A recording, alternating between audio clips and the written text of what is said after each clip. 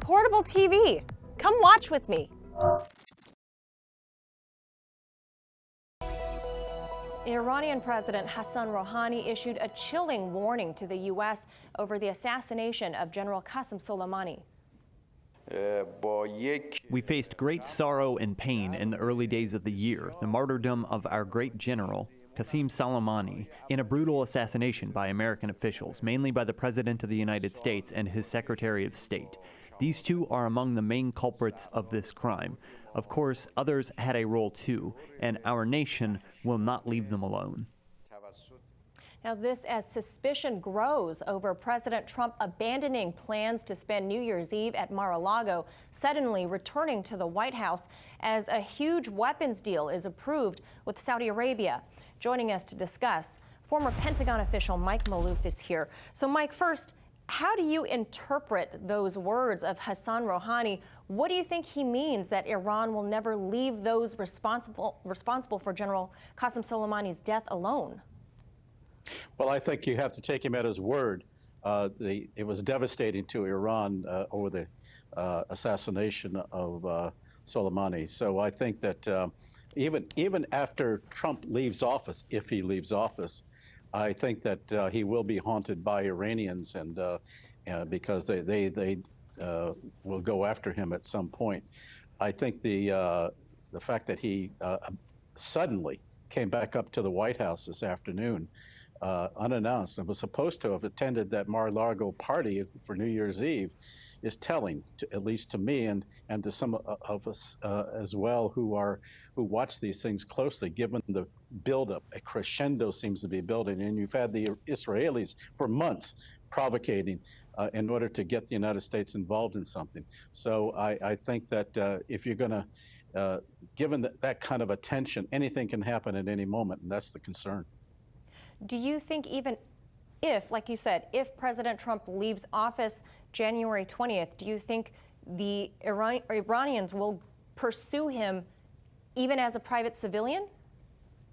Yes, I do.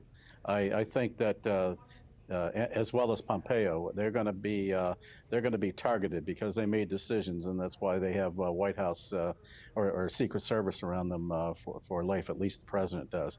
I know this is a very serious development, and I think the Iranians will pick and choose their time and targeting. But as these tensions build, anything can set this off, and that's what I'm concerned about. And it could ignite a conflict before January the 20th, and if that happens, then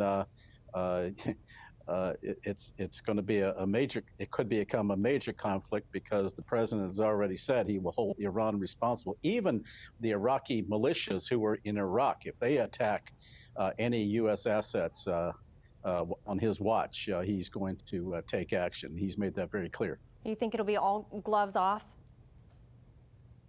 It conceivably could. It's easier to start a war than it is to stop one. Absolutely. And it will be very, very quick. It will be, but I think it can be prolonged, and it can actually spread to the region immediately if that were to happen. I hope not. Yeah, it would definitely create a difficult situation for the incoming administration. Now, in these waning days of the Trump administration, the State Department has also hurried to approve this massive arms deal with the Saudis, with the Emiratis, and a few other Mideast countries, despite criticism from human rights groups. Why the rush to sign on the dotted line for this sale on your way out? I mean, is that unusual? Is this unprecedented in any way? Well, I think it was a fulfillment of an agreement that Trump made before the election, and I think that but Congress has 30 days from the time that they submitted the formal before they submitted a formal request to the Congress, and Congress has 30 days in which to overturn that if they choose to, but that'll put it into the into the Biden administration. So then the question is Trump planning to use that to his advantage to go after Iran even after January the 20th?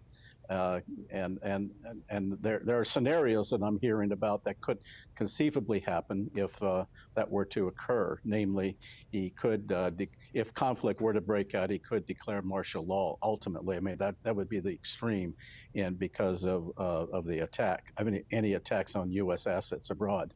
So that basically suspends the Constitution. But Right. the question then is, will the military be on board for that? Well, the last time we saw martial law declared, it was used to round up Japanese Americans for internment. So it'd be interesting to see if something does fall out from this coincidence of timing. Well, between the 6th of January and the 20th, I think it's going to be a very dicey time. It could be precipitated earlier if on the anniversary of January the 3rd of Soleimani's assassination, that that the Iranians do something. But we just have to sit and watch. All right, we'll leave it there. As always, Mike Maloof, thank you for joining us with that expertise. Happy New Year to you, my friend. Thank you. Same to you.